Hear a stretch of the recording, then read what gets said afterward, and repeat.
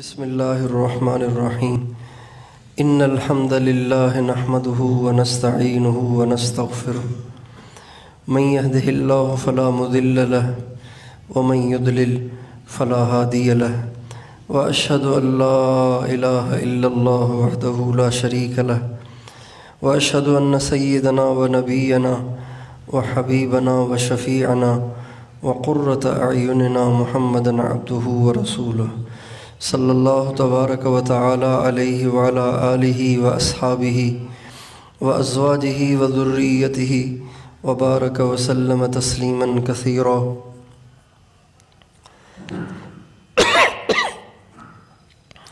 اما بعد فاعوذ باللہ من الشیطان الرجیم بسم اللہ الرحمن الرحیم ان اللہ یبسط الرزق لمن یشاء ویقدر وقال تعالی یقلب اللہ اللیل والنہار سبحان ربک رب العزت عما یصفون وسلام علی المرسلین والحمد للہ رب العالمین۔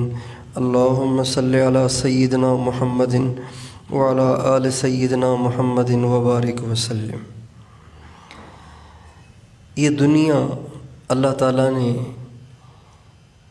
ایسی بنائی ہے کہ اس میں کبھی بھی اس میں ایک حال نہیں رہتا۔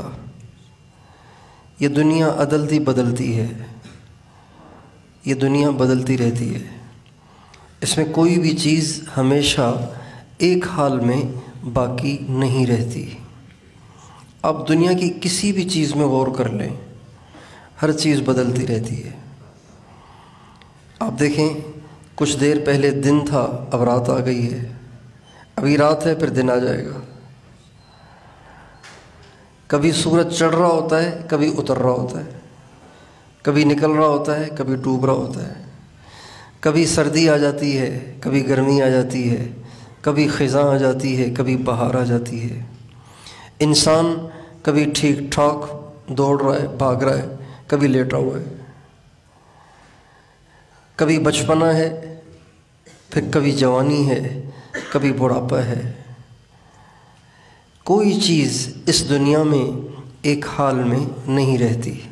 یہ دنیا عدلتی بدلتی رہتی ہے۔ اس دنیا کے انقلابات کو سمجھنا چاہیے۔ جو دنیا کے انقلاب کو نہیں سمجھتا تو وہ پورے دین پر نہیں چل پاتا۔ جو دنیا کے انقلاب کو نہیں سمجھتا، دنیا کے عدلتے بدلتے نظام کو نہیں سمجھتا تو وہ پورے دین پہ نہیں چل پاتا۔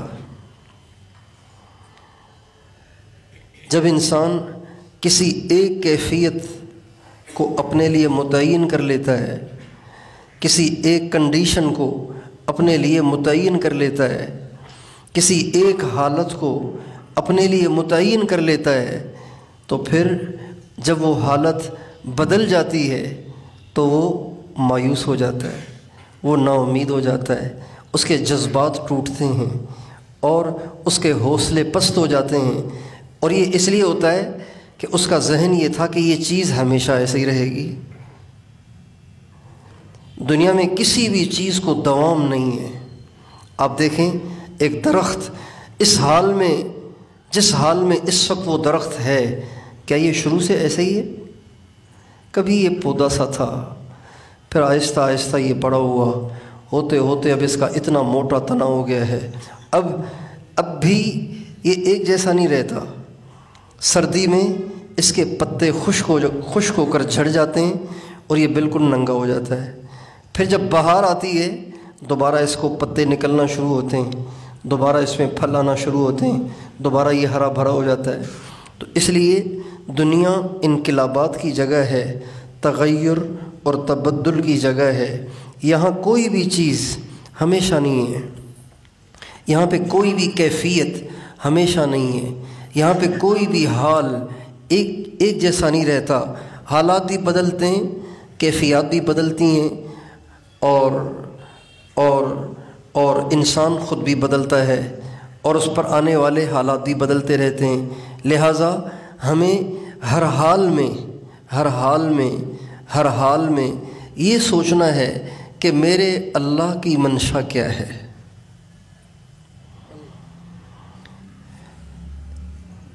حضرت حنظلہ رضی اللہ عنہ ہمارے نبی کے صحابی ہیں۔ آپ علیہ السلام کی مجلس میں بیٹھے ہوئے تھے تو کوئی بات چل رہی تھی، جہنم کی، آخرت کی کوئی بات چل رہی تھی۔ حضرت حنظلہ نے جب یہ سنا تو زار و قطار رونے بیٹھ گئے، ایسا خوف طاری ہوا کہ رونے لگ گئے۔ جب وہاں سے گھر پہ آئے اور بچوں بیوی ان میں بیٹھے تو وہ کیفیت ختم ہو گئی اور ہنسی مذاق شروع ہو گئی۔ جب ہنسی مذاق شروع ہوئی تو کہنے لگے ارے ابھی تو میں رو رہا تھا، ابھی میں ہنس رہا ہوں، یہ تو ٹھیک نہیں ہے، اس کا مطلب ہے میں مسلمان نہیں ہوں، میں منافق ہوں۔ اس لیے کہ مسلمان کہیں کچھ مسلمان نہیں، منافق کہیں کچھ ہوتا ہے، کہیں کچھ ہوتا ہے۔ تو حضور کے سامنے تو میں زار و قطار رو رہا تھا، یہاں آ کر میں مستیاں کرنے لگ گیا ہوں، اس کا مطلب یہ ہے کہ میں مسلمان نہیں ہوں، میری کیفیت کیوں بدل گئی ہے؟ چنانچہ روتے ہوئے اپنے گھر سے نکلے۔ حضرات صحابہ کو اپنے ایمان کی بہت فکر ہوتی تھی، جیسے آج کل لوگوں کو روزگار کی فکر ہے نا، روزگار کی فکر ہے، اجی دعا کریں روزگار نہیں ہے، دعا کریں میرے بچے روزگار پہ لگ جائیں۔ کعبے میں بھی یہی دعائیں، حضور کے روزے پہ بھی یہی دعائیں، بزرگوں سے بھی یہی دعائیں، تبلیغ میں جا کے بھی یہی دعائیں، اور کسی مجلس میں چلے گئے، محفل میں چلے گئے اور وہاں آنسو نکلنے لگے اللہ کی بات سن کے تو وہاں بھی یہی دعائیں۔ ایسا بھوت سوار ہو گیا ہے روزگار کا اور روٹی کا کہ جہاں موقع ملے ہم یہی دعا کرتے ہیں۔ بالکل اسی طرح بلکہ اس سے بہت زیادہ حضرات صحابہ کرام کو ہر وقت ایمان کی فکر رہتی تھی، ایمان کی۔ حضرت حنظلہ کہنے لگے یہ نہیں ہے ایمان کہ حضور کے سامنے کچھ اور گھر میں کچھ، پھر تو میں مومن ہی نہیں ہوں۔ چنانچہ وہاں سے روتے ہوئے نکلے اور ایسے بے خود ہو رہے ہیں، اگر کوئی پریشانی تھی تو خاموشی سے جا کے حضور کو سنا دیتے، لیکن اتنی شدید ان کو پریشانی تھی، اتنا شدید غم تھا انہیں اپنی اس کیفیت کا کہ گھر سے نکلے اور زور زور سے کہتے جا رہے ہیں نافق حنظلہ، نافق حنظلہ، نافق حنظلہ، ہائے حنظلہ تو منافق ہو گیا، ہائے حنظلہ تو منافق ہو گیا، ہائے حنظلہ تو منافق ہو گیا۔ روتے ہوئے جا رہے ہیں اور یہ کہتے ہوئے جا رہے ہیں۔ راستے میں حضرت صدیق ٹکرا گئے، کہنے لگے کیا ہو گیا حنظلہ، کیا مسئلہ ہے، آپ رو رہے ہیں، پریشان کیوں ہیں؟ کہنے لگے حضور کے سامنے میں کچھ ہوتا ہوں، گھر میں کچھ ہوتا ہوں، بس میں مسلمان تو نہ ہوا نا، پھر میں تو منافق ہوا، بس اسی بات کا رونا رو رہا ہوں کہ ہائے میں تو اپنے آپ کو مسلمان سمجھتا رہا، آج مجھ پہ یہ راز کھلا ہے کہ میں تو مسلمان نہیں، میں تو منافق ہوں۔ حضرت صدیق کہنے لگے یار جیسے تم کہہ رہے ہو تو میرا بھی تو یہی حال ہے۔ چنانچہ اب ان کو بھی ٹینشن ہو گئی، ان کو بھی ٹینشن ہو گئی۔ یہ دونوں حضرات اس پریشانی کو لے کر آقا کی خدمت میں حاضر ہوئے۔ یا رسول اللہ ہم تو منافق ہو گئے، ہم تو مسلمان ہی نہیں ہیں، اب کیا کریں؟ اور ہمیں کیا ہوا؟ کہا جی آپ کے سامنے کچھ، گھر میں کچھ۔ آپ نے فرمایا ساعتن فساعتن، ساعتن فساعتن۔ حنظلہ انسان کبھی ایک حالت پہ نہیں رہتا، انسان کبھی ایک حالت پہ نہیں رہتا، کبھی ایسے ہوگا کبھی ویسے ہوگا، کیفیت بدلتی رہے گی، کیفیت کبھی ایک جیسی نہیں ہوگی۔ جیسی کیفیت ذکر کے حلقے میں ہوگی ویسی کیفیت گھر میں نہیں ہوگی، کبھی ہو بھی جائے گی کبھی نہیں بھی ہوگی، کبھی یہاں بھی کیفیت نہیں ہوگی اور کبھی بازار میں بھی کیفیت بن جائے گی۔ انسان کے حالات عدلتے بدلتے رہتے ہیں، اس لیے انسان کو ہمیشہ اس دنیا کو تغیر اور تبدل کا جہان سمجھنا چاہیے۔ کبھی بھی کسی ایک کیفیت پر اپنی زندگی کا دار و مدار نہیں ڈالنا چاہیے، بلکہ ہر حال میں اللہ کی ماننے کا عزم ہونا چاہیے۔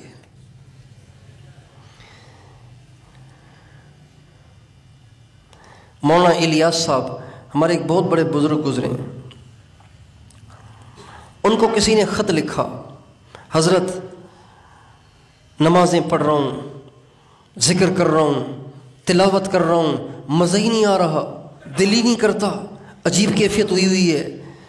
مولانا الیاس صاحب نے فرمایا، ان کو جواب میں لکھا، کیفیت کے لیے مت کرو، خدا کے لیے کرو، مزے کے لیے مت کرو۔ کس کے لیے کرو؟ تہجد اس لیے پڑھ رہے ہیں کہ دل کر رہا ہے، مراقبہ اس لیے کر رہے ہیں کہ جب بیٹھتے ہیں تو دل واقعی اللہ اللہ کر رہا ہوتا ہے اور ایک مزہ آ رہا ہوتا ہے، تو یہ تو مزے کے لیے کر رہے ہیں، اللہ کے لیے تو نہیں کر رہے۔ اللہ کے لیے کیا ہے کہ مزہ نہیں بھی آ رہا، پھر بھی جب وقت آیا تو سر جھکا کے بیٹھ گئے اور اپنی زبان حال سے یوں کہہ رہے ہیں، اللہ دل چاہے نہ چاہے میں نے تو تجھے یاد کرنا ہے، دل چاہے تو بھی تجھے یاد کرنا ہے اور دل نہ چاہے تو بھی تجھے یاد کرنا ہے۔ اکثر سالکین یہاں ٹھوکر کھا جاتے ہیں، اکثر اللہ سے تعلق کے طلبگار جو لوگ ہوتے ہیں یہاں آ کر ٹھوکر کھا جاتے ہیں، کہتے ہیں مزہ ہی نہیں آ رہا، دل ہی نہیں کر رہا۔ اللہ تعالیٰ فرماتے ہیں، اللہ یبسط الرزق لمن یشاء ویقدر، اللہ فرماتے ہیں جس کے لیے میں چاہتا ہوں اس کو قبض دیتا ہوں، جس کے لیے چاہتا ہوں اس کو بسط دیتا ہوں۔ قبض کسے کہتے ہیں؟ کسی کام کرنے کو دل ہی نہ کرے، اس کو قبض کہتے ہیں۔ اور بسط کسے کہتے ہیں؟ کہ اللہ پہ جان دینے کو دل کر رہا ہو، دل کر رہا ہے کہ میں بیٹھا ہی رہوں، دل ڈھونڈتا ہے پھر وہی فرصت کے رات دن، بیٹھے رہیں تصور جانا کیے ہوئے۔ کبھی یہ کیفیت بن جاتی ہے کہ کوئی نہ چھیڑے مجھے، بس مجھے اللہ کی ذات میں مشغول ہونے دیں، مجھے اللہ کی یاد میں لگا رہنے دیں۔ کبھی یہ کیفیت ہو جاتی ہے۔ نماز پڑھیں گے محسوس ہوگا اللہ سامنے ہے، نماز میں کھڑے ہوں گے تو دل ایسے ہی اللہ کے خوف سے گھبراتا ہے جیسے کسی بڑے دنیا دار سے دل گھبراتا ہے، ایسے ہی اللہ کے سامنے کھڑے ہو کر دل پہ لرزہ طاری ہو جاتا ہے، دل پہ گھبراہٹ طاری ہو جاتی ہے۔ کبھی ایسی کیفیت ہوتی ہے، کبھی اذان سن کے طبیعت ہی نہیں کرتی مسجد میں جانے کو۔ یہ دنیا کے انقلابات ہیں، دنیا کا کوئی حال، کوئی کیفیت کبھی بھی ہمیشہ نہیں رہتی۔ اس لیے ہمیں کیفیت کا بندہ نہیں، اللہ کا بندہ بننا ہے۔ ہمیں اللہ کو راضی اس لیے نہیں کرنا کہ اللہ کو راضی کرنے میں مزہ آتا ہے، ہمیں اللہ کو اس لیے راضی کرنا ہے کہ اللہ ہمارا خالق ہے، اللہ ہمارا مالک ہے، ہم اس کے بندے اور غلام ہیں، ہم اس کی مخلوق ہیں، ہمیں اس کی ماننی ہے، دل چاہے تو بھی ماننی ہے، دل نہ چاہے تو بھی ماننی ہے۔ آپ دیکھیں گے کہ خاوند بیوی کو ایک بات کہتا ہے تو بیوی پہ وہ بات بوجھ بن جاتی ہے، لیکن وہ کرتی ہے کہ نہیں کرتی؟ پھر بھی وہ کر لیتی ہے۔ بعض دفعہ بیوی خود کہہ رہی ہوتی ہے، آج کیا پکاؤں آپ کے لیے، آج کیا پکاؤں آپ کے لیے، کبھی یوں اور کبھی کچھ کہو تو وہ سر کھجانے لگ جاتی ہے، یعنی اس کی طبیعت اس کو مان نہیں رہی ہوتی، لیکن اس کے باوجود بھی وہ کرتی ہے، اس لیے کہ وہ اپنے آپ کو بیوی سمجھتی ہے۔ بیوی ہوں، خاوند کی تو ماننی ہے۔ ہم اپنے آپ کو خواہش کا بندہ نہ بنائیں، مزے کا بندہ نہ بنائیں، کیفیات کا بندہ نہ بنائیں، اللہ کا بندہ بنانے کی کوشش کریں۔ ہمارے ذمے کیا ہے؟ ہمارے ذمے آنسو بہانا نہیں ہے، ہمارے ذمے اللہ کا نام سنتے ہی لرزنا اور کانپنا نہیں ہے، یہ ہمارے ذمے نہیں، یہ کیفیات ہیں، آ بھی جائیں گی نہیں بھی آئیں گی۔ ہمارے ذمے کیا ہے؟ ہمارے ذمے صرف 2 کام ہیں۔ ہمارے ذمے کتنے کام ہیں سب بتائیں؟ ہمارے ذمے کتنے کام ہیں؟ صرف 2 کام۔ ایک، گناہ نہ کریں، گناہ نہ کریں، گناہ نہ کریں۔ انسان ہمیشہ گناہ جان کے کرتا ہے،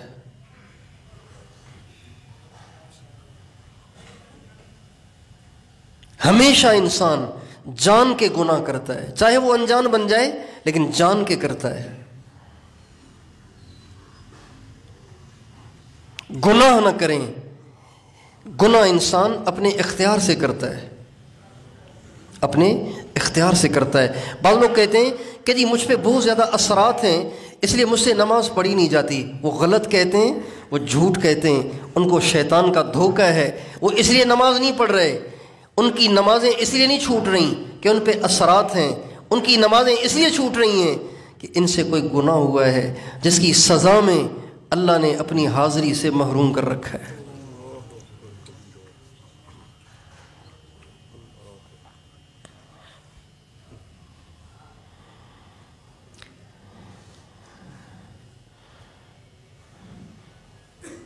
حضرت علی سے کسی نے پوچھا، حضرت علی سے کسی نے پوچھا کہ حضرت مصیبت اور آزمائش میں کیا فرق ہے؟ پکڑ اور آزمائش، اس میں کیا فرق ہے؟ پکڑ میں اور آزمائش میں کیا فرق ہے؟ چونکہ پکڑ اور آزمائش دونوں بالکل ملتی جلتی، آپس میں جیسے جڑواں بہنیں ہیں دونوں، پتہ نہیں چلتا کہ یہ پکڑ ہے یا آزمائش ہے۔ زلزلہ آیا، پتہ نہیں پکڑ تھا، پتہ نہیں آزمائش تھا۔ ادھر اللہ پاک فرماتے ہیں، اللہ تعالیٰ فرماتے ہیں، ایک طرف اللہ فرماتے ہیں کہ وَلَنَبْلُوَنَّكُمْ حَتَّى نَعْلَمَ الْمُجَاهِدِينَ مِنْكُمْ وَالصَّابِرِينَ، ایک طرف اللہ یہ فرما رہے ہیں، اور ایک طرف فرماتے ہیں کہ وَلَنُذِيقَنَّهُمْ مِنَ الْعَذَابِ الْأَدْنَى دون العذاب الاکبر لعلہم یرجعون، ہم تمہارے گناہوں کی وجہ سے تمہیں پکڑتے ہیں۔ ما اصابکم من مصیبت فباذن اللہ، جو بھی تمہیں مصیبت آتی ہے وہ اللہ کے امر سے آتی ہے، اور یہ فرمایا فبما کسبت ایدیکم، یہ تمہارے اپنے گناہوں کی سزا ہے۔ ایک طرف یہ فرماتے ہیں، ایک طرف وہ فرماتے ہیں۔ ہمارے نبی کا ارشاد ہے اشد الناس بلاء الانبیاء ثم الامثل فالامثل، سب سے زیادہ تکلیفیں اللہ نبیوں پہ ڈالتا ہے، سب سے زیادہ تکلیفیں اللہ نبیوں پہ ڈالتا ہے۔ اب پتہ کیسے چلے کہ یہ تکلیف اللہ کے قریب ہونے کی وجہ سے آئی ہے یا گناہوں کی سزا کے طور پہ آئی ہے؟ یہ کیسے پتہ چلے؟ یہ سوال کیا اس نے حضرت علی سے۔ حضرت علی نے فرمایا، بڑا زبردست جواب ہے، ایک کسوٹی ہے جسے ہم سب کو ہمیشہ کے لیے یاد کر لینا چاہیے۔ وہ کسوٹی کیا ہے؟ حضرت علی فرماتے ہیں کہ جب مصیبت آنے پر توجہ اللہ پاک کی طرف بڑھ جائے، سمجھ جاؤ آزمائش ہے، اللہ چیک کر رہا ہے۔ اور اگر مصیبت آنے پر توجہ اللہ سے کم ہو جائے، سمجھ جاؤ کہ پکڑ ہے۔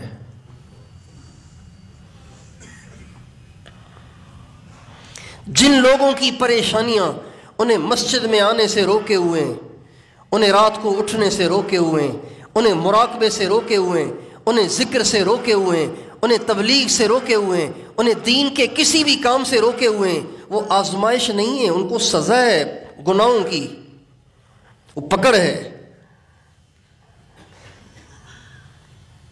اس پہ اجر نہیں ملے گا، اجر نہیں ہے اس پہ، یہ پکڑ ہے، یہ سزا ہے، اللہ پاک کی طرف سے مواخذہ ہے۔ پھر فرمایا اگر توجہ اللہ پاک سے کم ہو جائے تو سزا ہے، عذاب ہے، پکڑ ہے، اور اگر توجہ بڑھ جائے تو سمجھ جاؤ کہ آزمائش ہے۔ اللہ قریب کرنا چاہتا ہے، اور آگے بڑھانا چاہتا ہے، اور اوپر لے جانا چاہتا ہے۔ اس لیے ہمارے ذمے دو کام ہیں۔ ہمارے ذمے کتنے کام ہیں؟ گناہ نہ کریں، چاہے نفس کا کتنا شدید تقاضا ہو، گناہ نہ کریں، ایک۔ اور دوسرا، میرے ذمے جو اللہ کے احکام ہیں، جو معمولات ہیں، اس کو پورا کریں۔ کیفیت کیا ہے یہ ہمارے ذمے نہیں ہے۔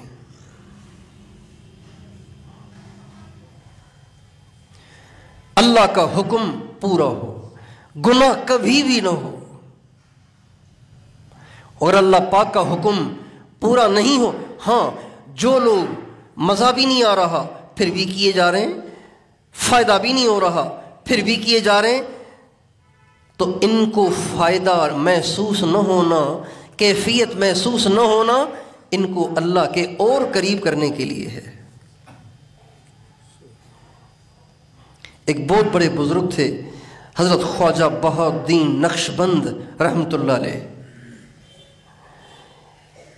سلسلہ عالیہ نقشبندیہ کے بانی اور مجدد وہ ہیں، ان کے ذریعے سے سلسلہ نقشبندیہ چلا ہے۔ تو ایک دفعہ ان پر ایسی کیفیت طاری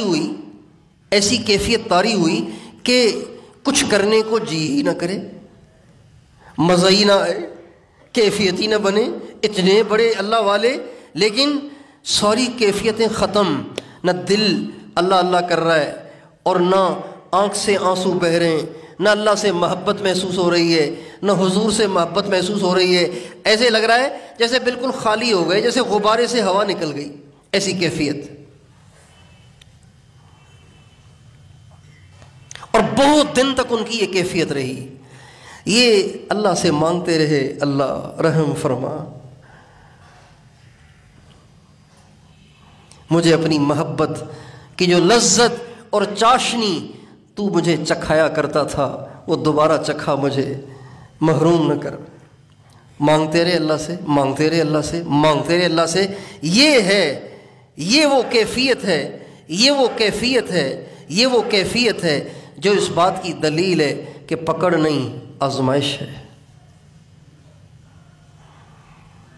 جب بہت دن ہو گئے مانگتے مانگتے تو سوچنے لگے کہ شاید اللہ تعالیٰ اب چاہتے نہیں ہیں، لہٰذا اب یہ کہ پھر میں چلیں کوئی دنیا کا کام کاج کر لوں، دنیا کا کوئی کام کاج کر لوں، کوئی مزدوری کر لوں۔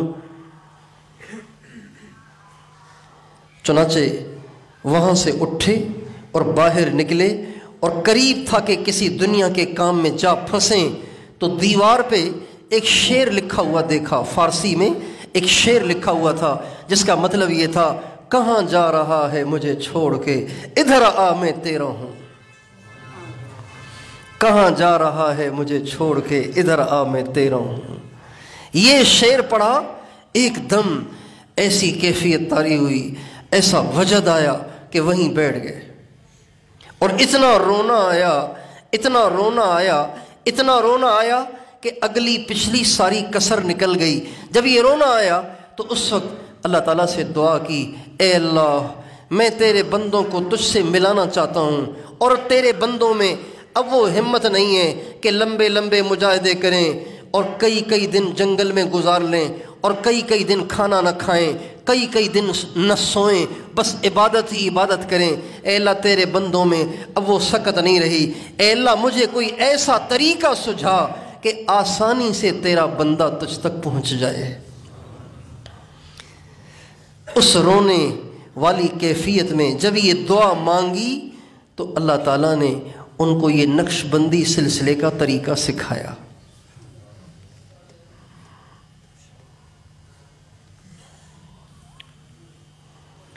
تو جو لوگ کیفیت پہ دار و مدار رکھتے ہیں وہ کبھی اللہ تک نہیں پہنچتے، وہ ہمیشہ پیچھے رہتے ہیں، اور جو لوگ ہر حال میں اللہ کا حکم پورا کرتے ہیں، اپنے معمولات کی پابندی کرتے ہیں، اپنے آپ کو گھسیٹ کر بھی گناہوں سے دور رکھتے ہیں، اللہ تعالیٰ ان کو اپنے قرب سے نوازتے ہیں۔ اللہ تعالیٰ قرآن پاک میں فرماتے ہیں، افرأیت من اتخذ الہہ ہواہ واضلہ اللہ علی علم، اے میرے نبی آپ نے دیکھا اس شخص کو جس نے اپنی خواہش کو اپنا خدا بنا رکھا ہے۔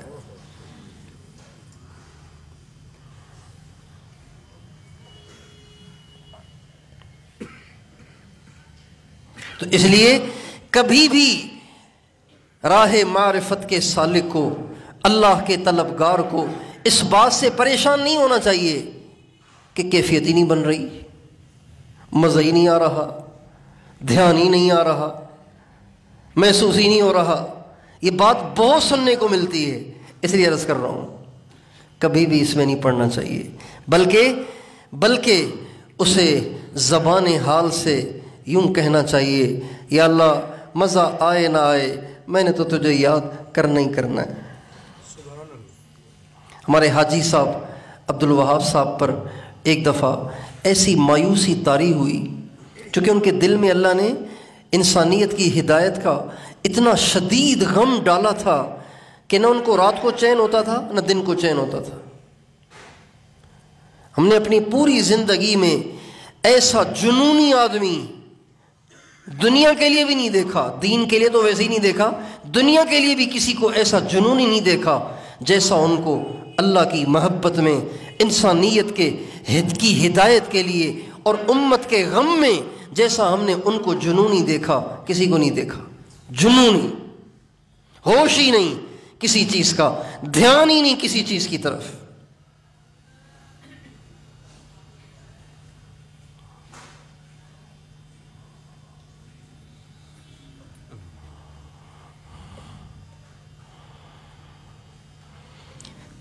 تو جب وہ اتنے جذبات والے، ظاہری بات ہے جب آگے کچھ ہو ہی نہ رہا ہو تو انسان کا جذبہ تو ٹوٹتا ہے نا، تو ایک دفعہ ان پر ایسے مایوسی طاری ہو گئی۔ یہ بات میں نے حضرت مولانا جمشید صاحب نور اللہ مرقدہ کی مبارک زبان سے خود ان گنہگار کانوں سے سنی۔ مولانا فرمانے لگے حاجی صاحب پہ ایک دفعہ ایسی مایوسی طاری ہوئی کہ بالکل بیٹھ ہی گئے، کچھ ان سے ہو ہی نہیں رہا۔ تو فرمانے لگے میں ان کے پاس گیا اور میں نے ان کو چند اشعار سنائے، ان اشعار کا ان پر اتنا اثر ہوا کہ اللہ کا شکر ہے اس دن سے لے کے آج تک ان پہ پھر مایوسی نہیں آئی۔ یہ مولانا فرمانے لگے۔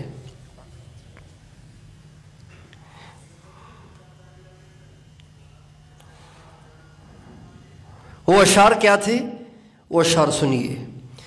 منہ کو سیے بصد سکون جورو جفا اٹھائے جا۔ سمجھ گئے مطلب؟ سمجھ گئے؟ منہ تو سمجھتے ہیں نا۔ منہ کو سیے بصد سکون، کہنے والا کہہ رہا ہے، شاعر کہہ رہا ہے خاموشی کا سوئی دھاگا لے کر، خاموشی کا سوئی دھاگا لے کر اپنے ہونٹوں کو اس سے ٹانکے لگا لو، اپنے ہونٹوں کو اس سے ٹانکے لگا لو۔ منہ کو سیے بصد سکون، 100 خاموشیوں کے ساتھ، 100 خاموشیوں کے ساتھ اپنے دونوں ہونٹوں کو ٹانکے لگا کے سی کر اسے سیل کر دو، سیل کر دو، اسے بند کر دو۔ منہ کو سیے بصد سکون جورو جفا اٹھائے جا، یعنی زبان حال سے کہہ دے کہ ہاں ستائے جا۔ اپنے ہونٹوں کو 100 خاموشیوں کے ٹانکے لگا کے سی کر اسے سیل کر دو کہ آہ بھی نہ نکلے، ایسا سیو اسے کہ آہ بھی نہ نکلے۔ گویا زبان حال سے ستانے والے کو، آزمانے والے کو یہ کہو کتنا آزماؤ گے، اور بھی آزما کے دیکھو ہم نہیں بولنے والے۔ یعنی زبان حال سے کہہ دے کہ ہاں ستائے جا۔ آگے فرماتے ہیں بیٹھے گا چین سے اگر کام کے کیا رہیں گے پر۔ ایک پرندہ ہے، وہ پنجرے میں پھنسا ہوا ہے، اس کو پنجرے میں ڈال دیا ہے کسی شکاری نے۔ اب وہ پرندے سے کہہ رہا ہے کہ دیکھو تم ہو تو پنجرے میں، باہر نکل کے تم اڑ نہیں سکتے، لیکن پنجرے میں بھی سکون سے نہ بیٹھو، اپنے پر مارتے رہو۔ بیٹھے گا چین سے اگر کام کے کیا رہیں گے پر، گو نہ نکل سکے مگر پنجرے میں پھڑ پھڑائے جا۔ اگر باہر نہیں نکل سکتے تو بھی تمہیں اپنے پنجرے میں ہی اپنے پروں کو پھڑ پھڑاتے رہنا چاہیے۔ اگر پھڑ پھڑانا بھی چھوڑ دو گے تو سارا جسم معاف ہو جائے گا۔ اگر کبھی شکاری کو رحم بھی آیا اور اس نے پنجرا کھول بھی دیا تو چونکہ تمہارے پر بیکار ہو چکے ہوں گے، لہٰذا تم اڑنے سے محروم رہو گے۔ لہٰذا اگر پنجرے میں بھی ہونا تو بھی ہاتھ پاؤں مارتے رہو۔ وہ کھولے یا نہ کھولے در، وہ کھولے یا نہ کھولے در، اس پہ تیری ہے کیوں نظر، تو بس اپنا کام کر، یعنی کہ پھڑ پھڑائے جا۔ تیرے ذمے یہ نہیں ہے کہ تو آنسو بہا کے مسلح کو گیلا کر دے، تیرے ذمے یہ ہے کہ ہاتھ اٹھا کے رونے جیسی شکل بنا، آنسو دے دے تو بھی ٹھیک ہے، نہ دے تو بھی ٹھیک ہے۔ تیرے ذمے یہ نہیں ہے کہ حضرت علی کی طرح نماز میں تیرا تیر بھی نکالا جائے تو تجھے پتہ ہی نہ چلے، نہیں، تیرے ذمے یہ ہے کہ اذان سنتے ہی جلدی سے آ، وضو کر اور مصلی پہ کھڑا ہو۔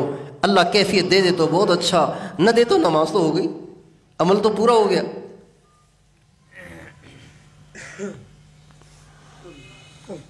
اس لیے جو لوگ اس دنیا کے تغیر اور تبدل اور انقلاب سے واقف نہیں ہوتے، وہ ایک کیفیت پر اپنی زندگی، اپنے دین کا دار و مدار کر کے اپنا نقصان کر جاتے ہیں۔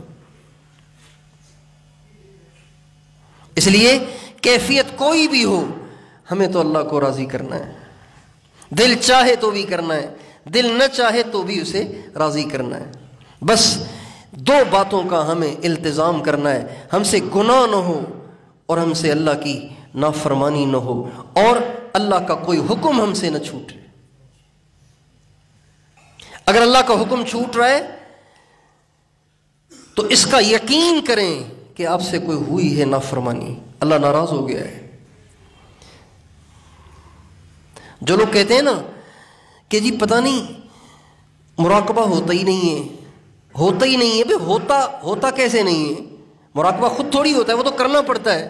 جو کہتے ہیں ہوتا نہیں ہے، ان کو اپنے آپ کو چیک کرنا چاہیے، ان سے ضرور کہیں گناہ ہو رہا ہے کہ اللہ تعالیٰ ان کو اپنی یاد میں بیٹھنے ہی نہیں دیتا۔ اللہ تعالیٰ کریم ہے، اللہ تعالیٰ رحیم ہے، ماں سے زیادہ مہربان ہے، کسی چیز کی توفیق دے کے وہ واپس نہیں لیتا، کسی کو ایک نعمت دے کر واپس نہیں لیتا۔ ہمارے نبی کا ارشاد ہے کہ جو شخص کسی کو ہدیہ دے دے پھر وہ ہدیہ اس سے واپس لے لے، وہ ایسا اس کتے کی طرح سے ہے جو اپنی الٹی کو چاٹ رہا ہے۔ سمجھ گئے؟ آپ نے کسی کو کوئی چیز ہدیہ کر دی، پھر آپ نے اسے واپس لے لی۔ آپ نے شال ہدیہ کر دی، پھر خیال آیا سردی زیادہ ہے، میرے پاس بھی نہیں ہے، یار مجھے واپس کر لو، میرا پروگرام بدل گیا ہے۔ ہمارے نبی کا ارشاد ہے اس شخص کی مثال اس کتے کی سی ہے جو اپنی الٹی چاٹ رہا ہو۔ اتنا برا ہے کسی کو کچھ دے کر واپس لینا، تو اللہ کسی کو ذکر کی توفیق دے کر واپس لے سکتا ہے، اللہ کسی کو نماز کی توفیق دے کر واپس لے سکتا ہے، اللہ کسی کو نگاہوں کو جھکا کر زندگی گزارنے کی توفیق دے کر پھر وہ واپس لے سکتا ہے، اللہ کسی کو غیبت سے اور جھوٹ سے بچنے کی توفیق دے کر پھر وہ توفیق واپس لے سکتا ہے۔ اللہ کسی کو مسجد میں تکبیر اولیٰ کے ساتھ جماعت کے ساتھ نماز پڑھنے کی توفیق دے کر دوبارہ واپس لے سکتا ہے، اللہ کسی کو تہجد میں روزانہ اٹھنے کی توفیق دے کر پھر واپس لے سکتا ہے، کبھی بھی نہیں لے سکتا۔ واپس لینا برا ہے، اللہ نہیں لے سکتا، اللہ کریم ہے۔ بندہ خود اپنے آپ اپنے ایسے کرتوت پیش کرتا ہے جس کی وجہ سے محروم ہوتا ہے۔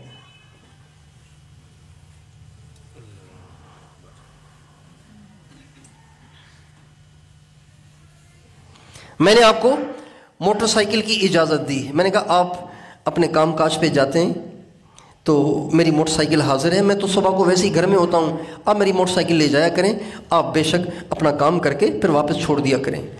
مجھے ایک دن پتہ چلا کہ یہ موٹر سائیکل کچے میں لے جاتا ہے، جھاڑیوں میں، نالیوں میں، کچے میں، اور بیڑا غرق کر دیا میرے ٹائروں کا۔ بتائیے میں آئندہ دوں گا اس کو موٹر سائیکل؟ بھائی آئندہ دوں گا اس کو موٹر سائیکل؟ میں کہتا ہوں بھائی میں نے آپ کو جس کام کے لیے دی تھی آپ نے اس سے غلط فائدہ اٹھایا، لہٰذا میں معذرت چاہتا ہوں، آپ کسی اور کو ڈھونڈ لیں، یا آپ پیدل ہی جایا کریں جیسے پہلے جاتے تھے۔ کبھی بھی نیکی کی توفیق خود نہیں چھینی جاتی، خود نہیں چھن جاتی، اللہ چھینتا ہے، اللہ چھینتا ہے، اور کسی وجہ سے چھینتا ہے، انسان کی کسی نافرمانی اور گناہ کی وجہ سے چھینتا ہے۔ جو لوگ کہتے ہیں بہت کوشش کی ہے مگر صبح کو اٹھا نہیں جاتا، تو میں کہتا ہوں یوں مت کہو اٹھا نہیں جاتا، یوں کہو اٹھایا نہیں جاتا۔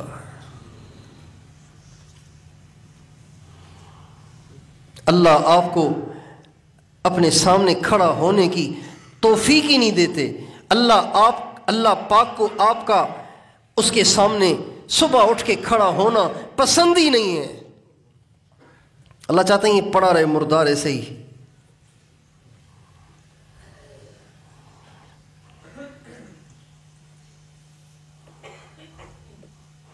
خصوصی درباروں میں ہر ایک کو آنے کی اجازت نہیں ہوتی۔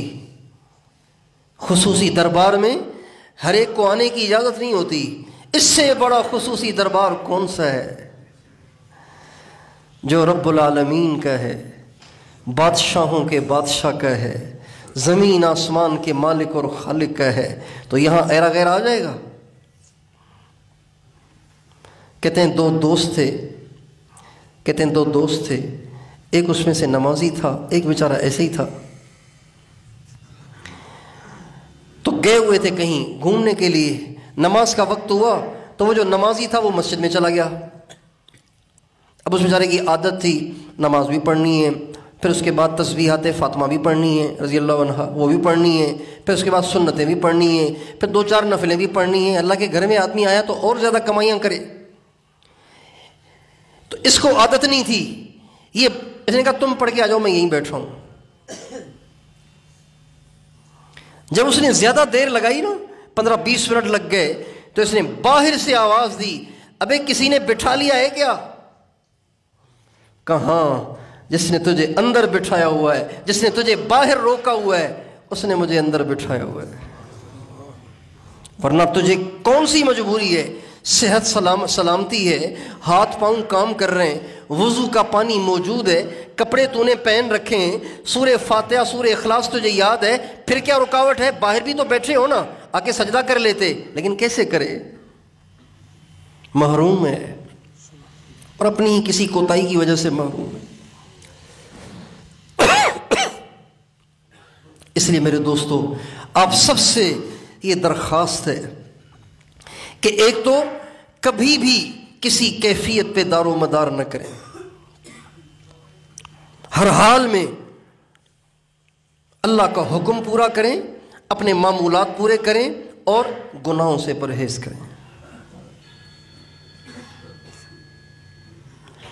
حضرت یوسف علیہ السلام بہت خوبصورت تھے۔ ہمارے نبی فرماتے ہیں لقد اعطی شطر الحسن، لقد اعطی شطر الحسن، اور فرماتے ہیں میں نے تیسرے آسمان پہ یوسف علیہ السلام سے معراج کی رات ملاقات کی تھی، تیسرے آسمان پہ۔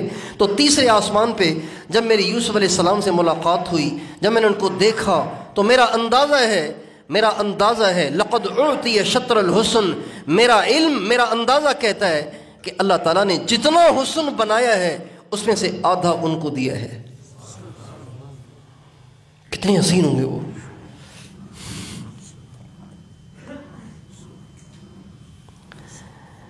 بادشاہ کے دربار میں آ کر رہنے لگے۔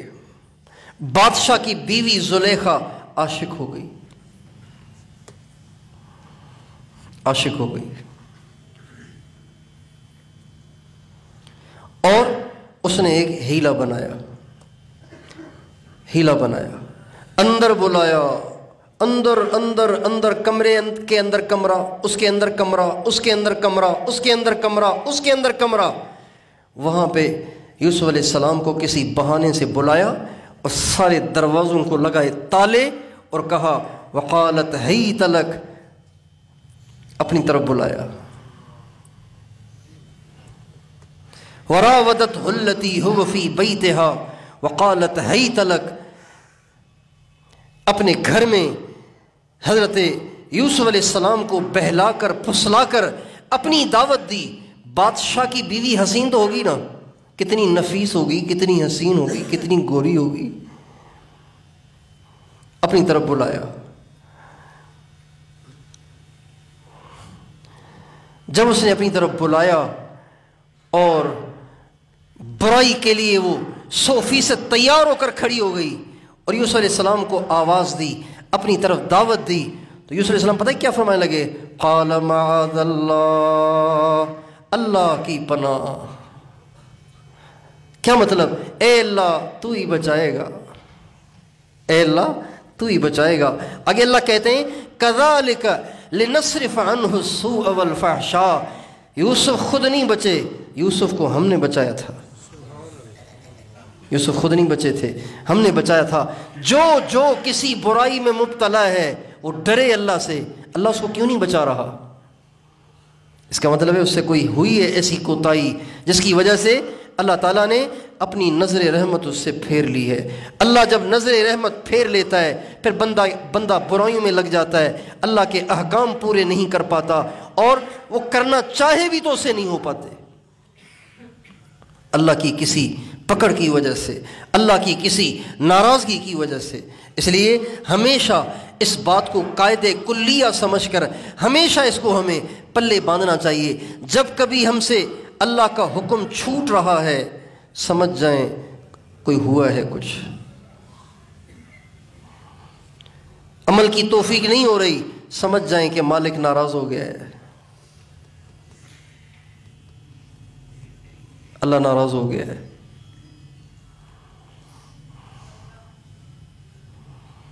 کسی دن تلاوت رہ گئی ہے سمجھ جائیں اللہ ناراض ہے، کوئی ہوئی ہے آپ سے ایسی چوک۔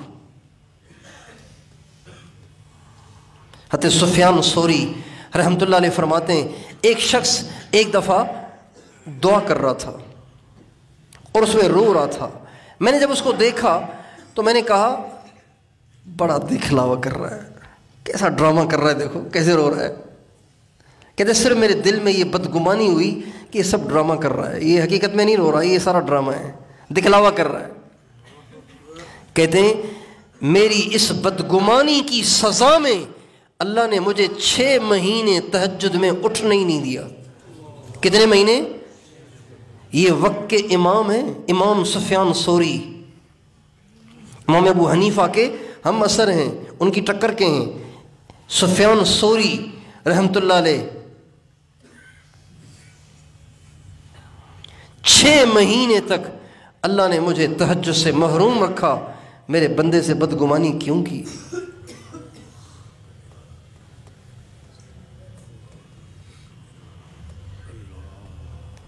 یہ جو گناہ ہیں، گناہ یہ انسان کو نیکی سے محروم کر دیتے ہیں، توفیق سے محروم کر دیتے ہیں، اور پھر بعض دفعہ تو ایمان سے ہی محروم کر دیتے ہیں۔ ایک بہت بڑے بزرگ تھے، بہت سارے لوگ ان کے معتقد تھے۔ جب ان کے انتقال کا وقت آیا تو ان سے کلمہ نہیں پڑھا جا رہا تھا، لوگ پریشان ہو گئے کہ یار اتنے بڑے بزرگ، اتنی دنیا ان کی بزرگی کی قائل ہے اور ان سے کلمہ ہی نہیں پڑھا جا رہا۔ کہنے لگے حضرت آپ کلمہ کیوں نہیں پڑھ رہے؟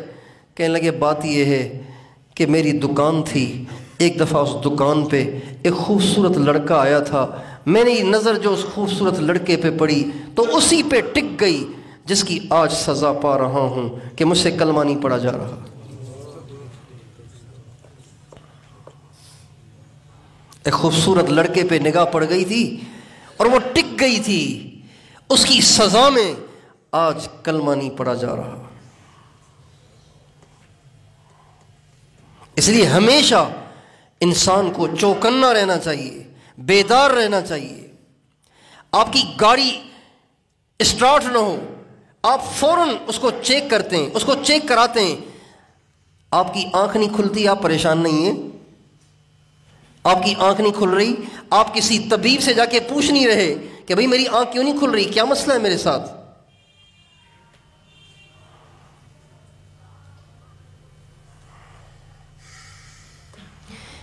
آپ بٹن آن کر رہے ہیں، آپ کی موٹر نہیں چل رہی، آپ کی موٹر نہیں چل رہی،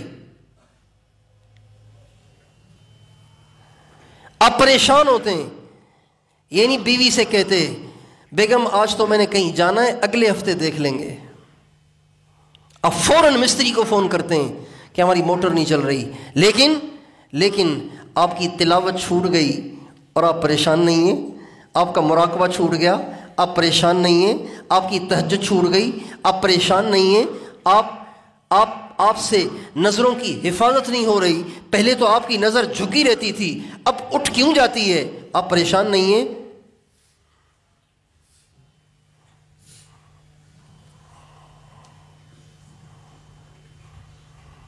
اس لیے کہ اس نقطے کو ہم نے سمجھا نہیں ہے کہ نیکی کی توفیق سلب ہوتی ہے کسی گناہ کی وجہ سے، نیکی کی توفیق چھن جاتی ہے، سلب ہو جاتی ہے کسی گناہ کی وجہ سے۔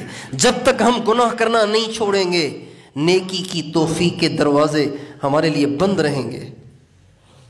اللہ تعالیٰ فرماتے ہیں اللہ یجتبی الیہ من یشاء، اللہ یجتبی الیہ من یشاء ویہدی الیہ من ینیب۔ اللہ فرماتے ہیں میں جس کو چاہتا ہوں اس کا انتخاب کرتا ہوں، اور انتخاب اس کا کرتا ہوں جو گڑ گڑا کے مجھ سے مانگ رہا ہوتا ہے۔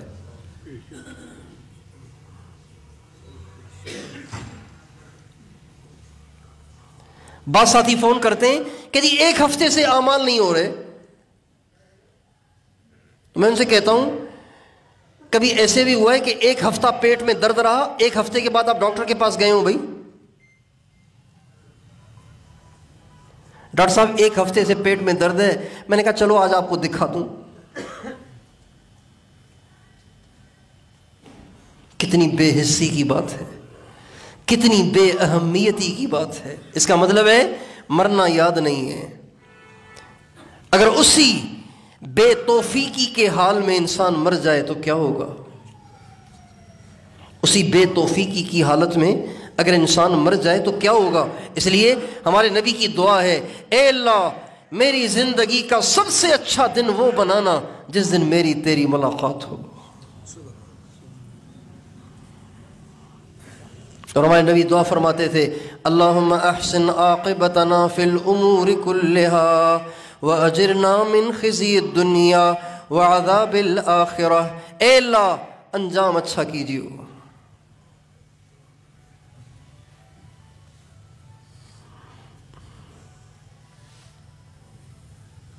اس لیے ہمیشہ اس بات کو ہم ذہن میں رکھیں کہ نیکی کی توفیق کا نہ ہونا گناہ کی سزا ہے۔ کیفیت تو آگے پیچھے ہوتی رہے گی، کوئی مسئلہ نہیں ہے۔ عمل نہ ہونا، گناہ کا ہونا، یہ کسی گناہ کی سزا ہے۔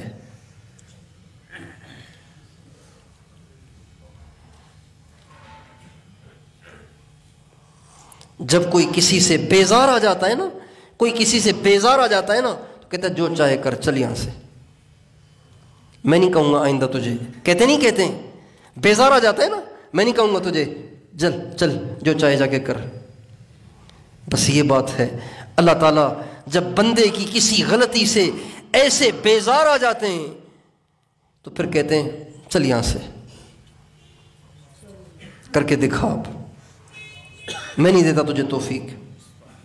اور اللہ پاک کا ناراض ہو کر یہ والی سزا دینا یہ بڑی سزا ہے۔ کسی گناہ کی وجہ سے ٹانگ ٹوٹ جائے چھوٹی سزا ہے، کسی گناہ کی وجہ سے چوٹ لگ جائے چھوٹی سزا ہے، کسی گناہ کی وجہ سے کوئی حادثہ پیش آ جائے چھوٹی سزا ہے، کسی گناہ کی وجہ سے چوری ہو جائے چھوٹی سزا ہے، کسی گناہ کی وجہ سے نیکی کی توفیق سلب ہو جائے یہ اللہ کی بہت بڑی سزا ہے۔ یہ اللہ پاک کی سب سے بڑی سزا ہے۔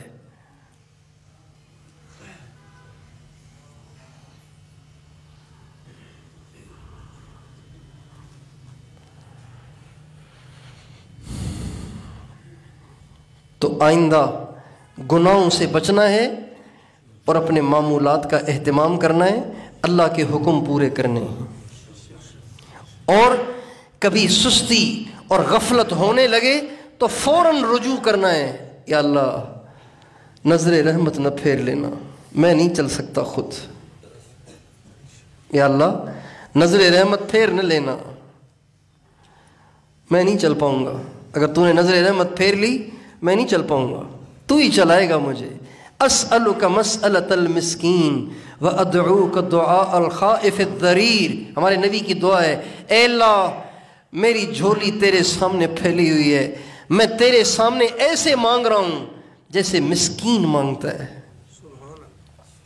اور ایسے تجھ سے دعا کر رہا ہوں جیسے کوئی دکھوں کا مارا ہوا گھبرایا ہوا دعائیں کرتا ہے.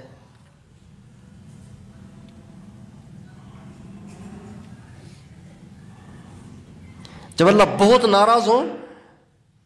ناراض ہوں تو دعا کی طرف بھی ذہن نہیں جاتا آدمی کا. اس لیے اللہ تعالیٰ کی ناراضگی سے ہمیں بچنا ہے اور ہمیشہ اللہ کے ساتھ جڑے رہنا ہے، اللہ کے ساتھ چپکے رہنا ہے، اللہ کی یاد میں رہنا ہے، اللہ کو راضی کرتے رہنا ہے.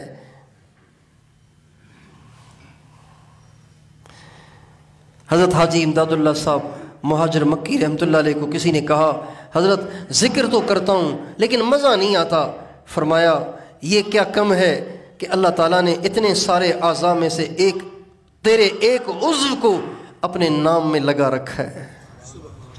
یہ کیا کم انعام ہے کہ اللہ تعالیٰ نے تیری زبان کو اپنا نام لینے کی توفیق دے رکھی ہے. اور کیا چاہیے تجھے؟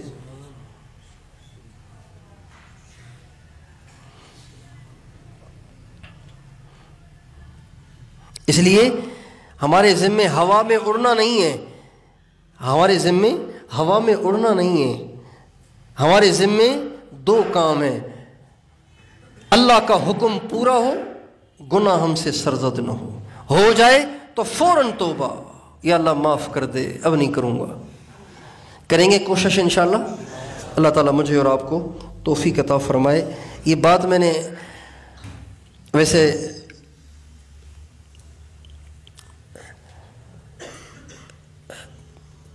عنوان تو میرے ذہن میں کوئی اور تھا بیان کے حوالے سے، لیکن یہاں آنے کے بعد یہ بات ذہن میں آئی کہ اکثر ساتھی اس غلط فہمی میں مبتلا ہیں جس کی وجہ سے وہ اللہ سے دور ہوتے چلے جا رہے ہیں، دور ہوتے چلے جا رہے ہیں، دور ہوتے چلے جا رہے ہیں، اور اسی حال میں مر جائیں گے تو بیچارے جہنم میں جائیں گے. ہمارے ساتھ تعلق ہے اور جہنم میں جائیں گے. اس لیے دل پریشان ہو رہا تھا، تو اس لیے میں نے آپ کے سامنے یہ بات عرض کی ہے. آپ سارے بھائی اس کی نیت کر لیں انشاءاللہ. اب ہم کبھی بھی بے توفیقی کی شکل بنے گی تو اللہ کے سامنے روئیں گے. اور یہ ذہن نشین کر لیجئے کہ یہ اللہ پاک کی پکڑ کی صورتوں میں سب سے سخت قسم کی صورت ہے. پکڑ کی اور بھی صورتیں ہیں، پکڑ کی اور بھی صورتیں ہیں. ساری دکان کا دیوالیہ ہو گیا، ساری دکان کو آگ لگ گئی، یہ بھی ایک پکڑ کی صورت ہے.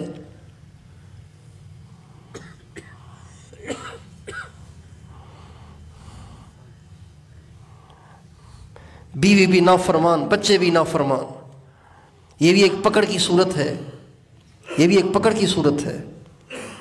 لیکن سب سے شدید پکڑ کی صورت یہ ہے کہ اللہ تعالیٰ اپنے قرب والے اعمال کی توفیق چھین لے. یہ سب سے شدید صورت ہے. اللہ تعالیٰ مجھے اور آپ کو اپنی پکڑ سے بچائے.